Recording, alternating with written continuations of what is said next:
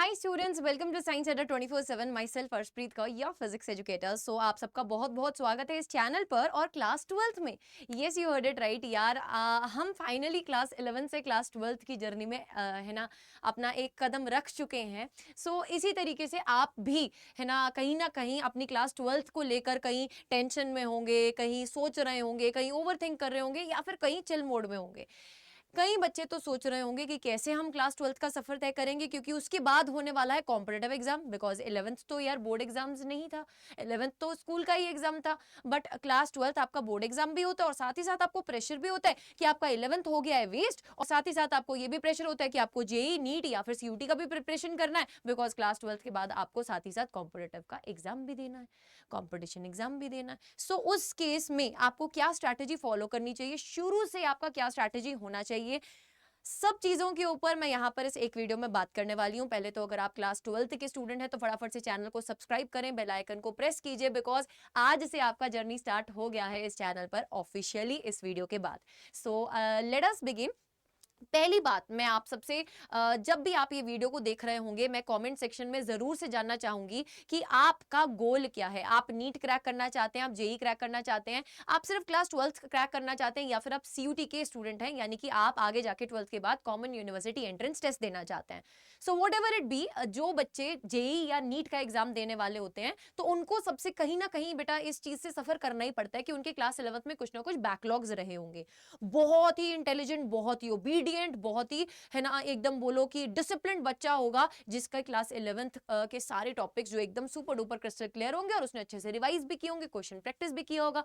But majority of the student ऐसा होता है जिसने क्लास 11th में अपना बैकलॉग बनाया ही होता है। सो उस पर्टिकुलर स्टूडेंट के लिए क्या स्ट्रैटेजी रहेगी, और जो बच्चे ऑलरेडी क्लास 11th का सिलेबस कंप्लीट करके आए हैं उनके लिए क्या स्ट्रैटेजी है, और जो बच्चे 11th टू 12th मूव कर रहे हैं उनको कौन कौन से टॉपिक्स पढ़ने चाहिए, इनके बारे में भी हम बात कर रहे होंगे। तो गोल क्या है कमेंट सेक्शन में जरूर से बताना। अब बढ़ते हैं आगे। सबसे पहले बेटा आपको ये पता होना चाहिए कि आपको 11th के कुछ बेसिक टॉपिक्स करने ही पड़ेंगे अगर आपका क्लास 12th गोल है और उसके बाद आप चाहते हैं सीयूटी का एग्जाम देना। अगर आप क्लास 12th के साथ साथ जेई या नीट क्रैक करना चाहते हैं तो आपको अपने क्लास 11th के टॉपिक्स को भी कवर करना पड़ेगा। बट सीयूटी के एग्जामिनेशन में as we know that class 11th के टॉपिक्स नहीं आते हैं, सो इसीलिए हम यहां पर क्लास 11 से बच जाते हैं। बट फिर भी बेटा आपको क्लास 11th के कुछ बेसिक टॉपिक्स जैसे कि vectors, differentiation, integration, mole concept, ऐसे ही चैप्टर्स अगर मैं बात करूं, कुछ बेसिक चैप्टर्स होते हैं है ना, इवन की कुछ बेसिक कॉन्सेप्ट्स होते हैं केमिस्ट्री के। आपको मोल के बारे में पता होना चाहिए, मॉलिक्यूलर मास, मॉलिक्यूलर वेट, इन सब टर्मिनोलॉजीज में आप कंफ्यूज ना हो। अगर मैं मैथ्स की बात करूं तो आपको ट्रिग्नोमेट्री के फॉर्मूलाज है ना, अलजेब्रा, ये सब चीजें अच्छे से आनी चाहिए। अगर हम डिफरेंशिएशन इंटीग्रेशन के बेसिक कुछ फॉर्मूलाज की बात करें, जो फिजिक्स हो चाहे मैथ्स हो बेटा यूज होता ही होता है। सो ये सब चीजें आपको आनी चाहिए। कहां से पढ़ेंगे, इसी चैनल से पढ़ेंगे। आपके लिए बेसिक वीडियोस ऑलरेडी चैनल पे बनाई गई हैं, आप सर्च भी कर सकते हैं मेरे नाम के साथ, अर्शप्रीत, ARSHPREET। आप साथ में डिफरेंशिएशन लिखेंगे, इंटीग्रेशन लिखेंगे, आपको यूट्यूब पर वीडियो मिल जाएगा। ठीक है, अगर हम यहाँ पे बात करें बेटा, आपको ये बेसिक स्ट्रॉन्ग करने ही पड़ेंगे, अदरवाइज आपकी क्लास 12th कहीं ना कहीं इफेक्ट होती चलेगी। और आई डोंट वांट एक भी बच्चा ऐसा हो जिसकी क्लास 12th इफेक्ट हो, क्योंकि 11th के पाप बेटा हम आकर 12th में ही धोते हैं। क्योंकि 11th में हम 10वीं से जब आते हैं ना तो हम एकदम फॉर ग्रांटेड लेते हैं क्लास 11th को। बट जैसे जैसे 11th पार होती जाती है हमको रियलाइजेशन होता जाता है कि यार हमने कुछ गलती कर दी। तो इस गलती को सुधार सिर्फ इसी क्लास में सकते हो बेटा। किस तरीके की स्ट्रैटेजी रहनी चाहिए, कब आपको स्टार्ट करना चाहिए, इन सब के बारे में बात कर लेते हैं। जो करेक्ट टाइम था स्टार्ट करने का that was April month. April month already जा चुका है। अब जिन बच्चों ने स्टार्ट कर लिया है वेरी गुड, बहुत बढ़िया। बट जिन बच्चों ने स्टार्ट नहीं किया है अपनी प्रिपरेशन, बेटा जाग जाइए, अब छुट्टियां खत्म हो चुकी हैं, 11वीं से 12वीं में आ चुके हो, बड़े हो चुके हो, इसके बाद तुम कॉलेज में जाने वाले हो। सो तुम्हें अब ये वो जो है ना एकदम चिल वाला जो मोड है ना बेटा, उसको थोड़ा सा ऑफ मोड में डाल दो एंड अब पढ़ाई की तरफ सीरियस हो जाओ।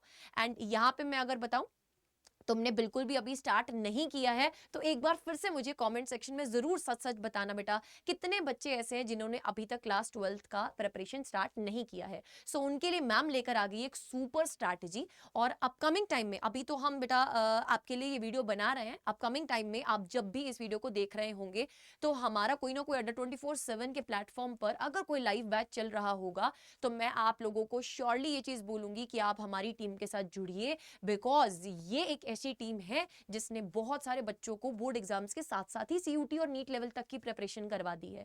सो बेटा उसके लिए आप अगर कोर आर्मी का पार्ट बनना चाहते हैं, यानी कि फिजिक्स कोर आर्मी का पार्ट बनना चाहते हैं, तो आप इस कोड के साथ अगर एनरोल करेंगे तो आप मैक्सिमम ऑफ पाएंगे, यानी कि Y549। अब बात करते हैं सुपर स्ट्रैटेजी की।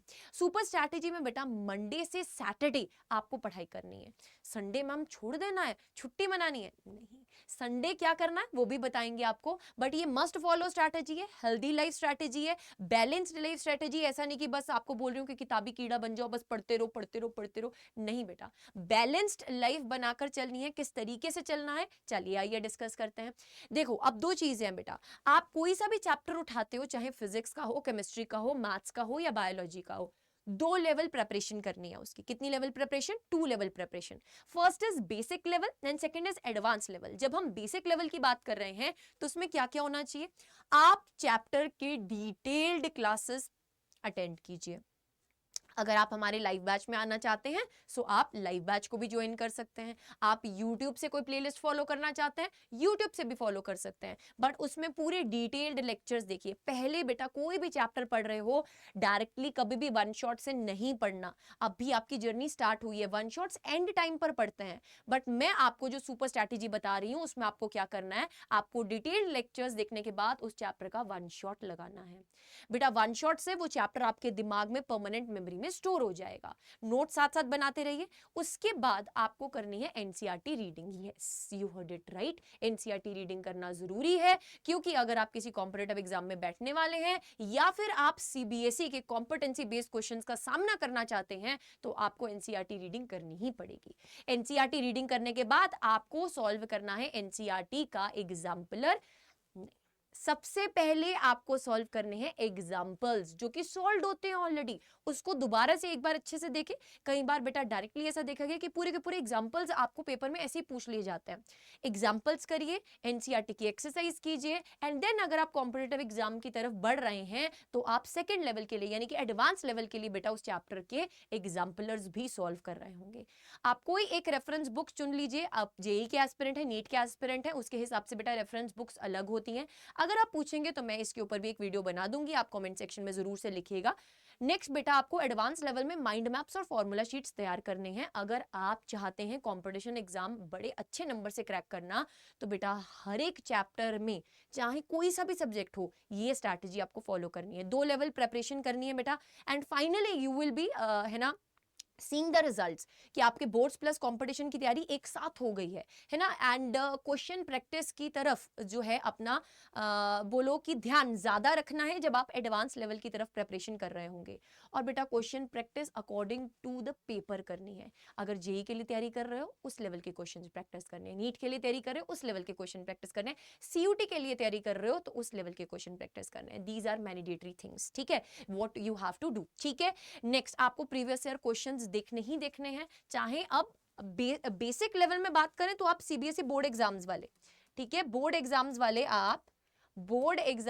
आप प्रीवियस ईयर क्वेश्चंस देख रहे होंगे, ठीक है। अगर हम एडवांस लेवल में बात करें तो आप कंपटीशन एग्जाम जो भी देने वाले हैं, जेई नीट या सीयूटी, उसके आप प्रीवियस ईयर क्वेश्चंस को देख रहे होंगे।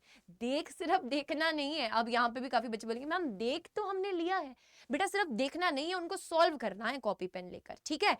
Next golden rule, always remember, मेरी आर्मी ये रूल हमेशा याद रखेगी। एक चैप्टर जब पढ़ लिया उसके बाद 2 चैप्टर के बाद उस चैप्टर को रिवाइज करना है, यानी कि 2 चैप्टर्स के बाद आपको फिर से फर्स्ट चैप्टर को रिवाइज करना है। Revision is very much mandatory for all of you.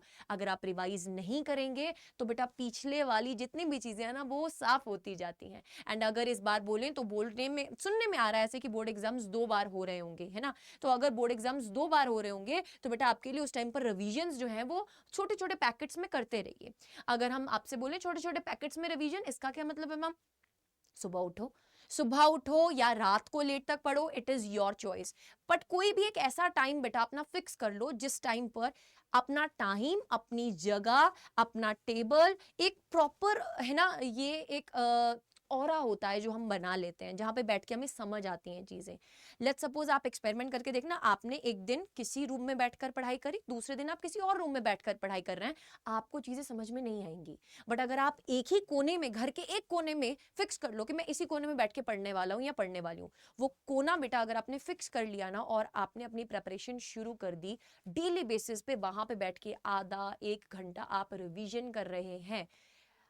3 chapter physics के कंप्लीट हो चुके हैं, आज पहला चैप्टर लेकर बैठ जाओ रिवीजन करने। रिवीजन करने का बेस्ट तरीका क्या है? प्रीवियस ईयर क्वेश्चन से साथ साथ लगाते रहो। जब आप प्रीवियस ईयर क्वेश्चंस लगाएंगे ना, आपको ऐसा रियलाइज होगा, अरे यार ये वाले चैप्टर का क्वेश्चन, ये वाले टॉपिक का क्वेश्चन सॉल्व नहीं हो रहा, revise that topic again. ठीक है, so this is the way you need to revise in small packets and syllabus बेटा must है कि आपका complete हो जाए। आपका कोई भी competitive एग्जाम है, बोर्ड एग्जाम है, आपका एटलीस्ट 6 से 8 हफ्ते पहले सिलेबस कंप्लीट हो जाना चाहिए, जो भी अलॉटेड टाइम या अलॉटेड शेड्यूल होता है सिलेबस का आपके एग्जाम का। ठीक है, सो उस हिसाब से आपका जो सिलेबस है वो कंप्लीट हो जाना चाहिए। लेट्स सपोज अगर नवंबर दिसंबर में आपके पेपर्स हो रहे हैं, तो आपके अक्टूबर के स्टार्टिंग तक बेटा जो है आपका सिलेबस जो है वो कंप्लीट हो जाना चाहिए। उसके लिए मेहनत करो यार, अभी स्टार्ट कर दो और डिले नहीं करना है। और सेल्फ स्टडी मस्ट है। जब तक आप सिर्फ ऑनलाइन क्लासेस लेते रहेंगे, ऑफलाइन इधर उधर ट्यूशन भागते रहेंगे, स्कूल में जाते रहेंगे, कोचिंग्स में जाते रहेंगे, उसका कोई फायदा नहीं है। जब तक आप सेल्फ स्टडी नहीं कर रहे हैं, आप अपनी परमानेंट मेमोरी में चीजों को स्टोर नहीं कर पा रहे हैं। चीजों को समझना और चीजों को रिटेन करना, चीजों को पढ़ना और चीजों को रिटेन करना, इसमें अंतर होता है। आप क्लासेस में समझ लेते हैं बट रिटेन नहीं कर पाते हैं। रिटेनमेंट इज इंपॉर्टेंट, और रिटेनमेंट कब आती है बेटा? सेल्फ स्टडी से आती है। तो कीप डूइंग सेल्फ स्टडी, और संडे को आपको डिवोट करना है अपनी क्लास 11th के लिए। जो बच्चा जेई या नीट एस्पिरेंट है, वो क्लास 11th का सिलेबस बेटा, जो भी बैकलॉग है, जो भी इंपॉर्टेंट चैप्टर्स आपके रिमेनिंग है, उसको संडे के संडे डिवोट करो बेटा।